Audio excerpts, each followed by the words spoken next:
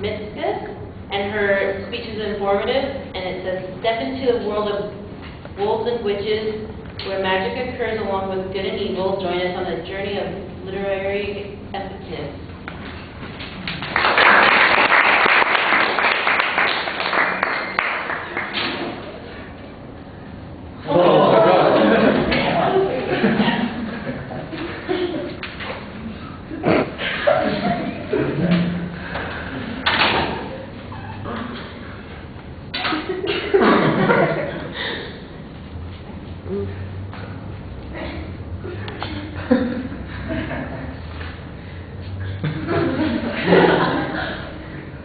Alright, so you guys might be wondering why exactly I'm wearing a wolf mask and a cape. Now, who here has either heard or read a fairy tale when they were younger? Okay, awesome. So I'm really excited to share with you what I'm learning in my children's literature class. Now, to understand the basics of traditional children's literature, we're going to talk about archetypes and motifs, and then the authors and their purpose for writing. Now, a motif is something that reoccurs during a story. There's a couple examples. There's the wicked stepmother, the clever trickster, or the number 3 or 7. You can see the wicked stepmother in stories such as Snow White and Cinderella. And they're really important because they connect all the fairy tales. An archetype is really similar to a motif, except for the fact that it can contain a situation. The situational archetype, there's the fall and the battle versus good and evil. Now the fall, I have a quote here. It says, describes a descent from a higher to a lower state of being. Snow White is a perfect example for this. She's born into royalty and then is cast down by her wicked stepmother. The second one, good versus bad, this is the battle between two primal forces, Little Red Riding Hood versus the wolf, Jack and the Beanstalk, Jack versus the giant. So you guys get that. Now about these stories, they all have authors, and understanding where these authors come from and why they're exactly writing is also very important to understanding the basics of traditional children's literature. So the first author that I'd like to talk about is Charles Perrault. Now he was born into the upper class in France, and he wrote stories such as Little Red Riding Hood and Cinderella. My second authors they're from Germany. They're the Brothers Grimm, and they wrote stories that were usually pretty grim by today's standards. They wrote stories such as Hansel and Gretel and Snow White. Hans Christian Andersen, he was Danish, and he had a very unique part in traditional literature. Fairy tales have been passed on from generation to generation. He wrote literary tales. Literary tales are the original works. So he wrote tales like The Little Mermaid and The Ugly Duckling. So the purpose is also very important, why these writers are writing what they're writing. Perrault wrote for literary salons in France. These literary salons were mainly made up of upper-class women. His stories were not intended for children. He wrote Little Red Riding Hood for them in the hopes that he would put in the thought of, hopefully, respectability. Little Red Riding Hood dealt with a lot of sexual themes. He made the metaphor for Little Red Riding Hood as a woman. He made the wolf as a metaphor for a man. And in the story, it says that she takes off her clothes and gets into bed with him. And after that, he eats her.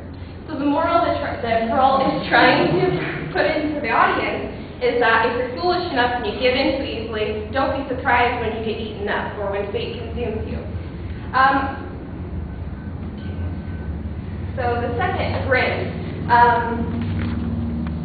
They were writing for everyone, although today it can be considered otherwise. In their story, Jack and the Beanstalk, it was placed during a famine.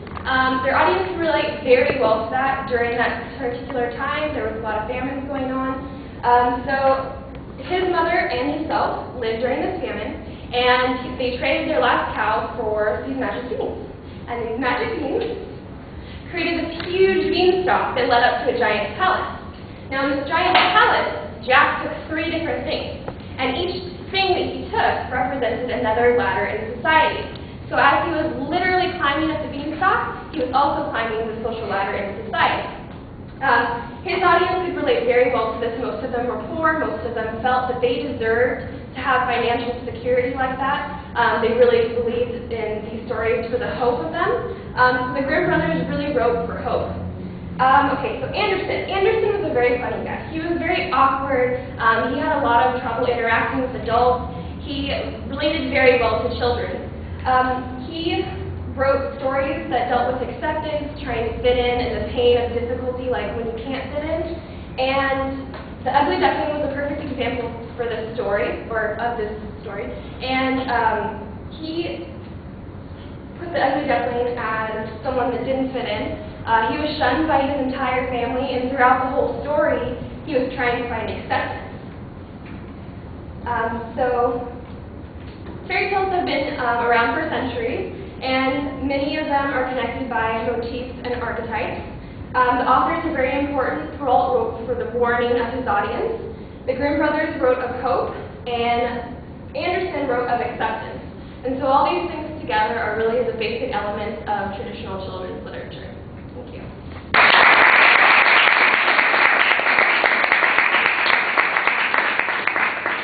Yes, any questions? Yes. What's that?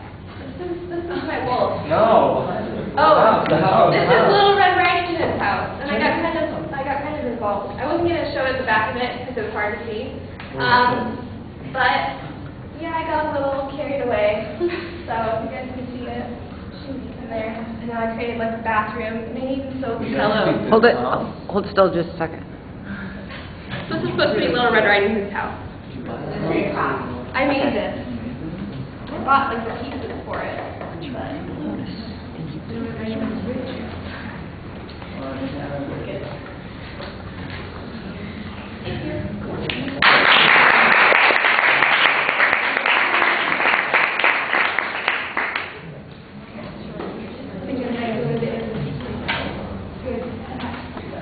Can you wear it? I cried.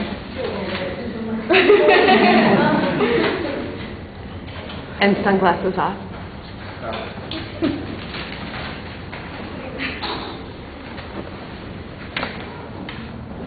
Alright, so 3 positives. She has a very, as we all know, she has very good visual aids.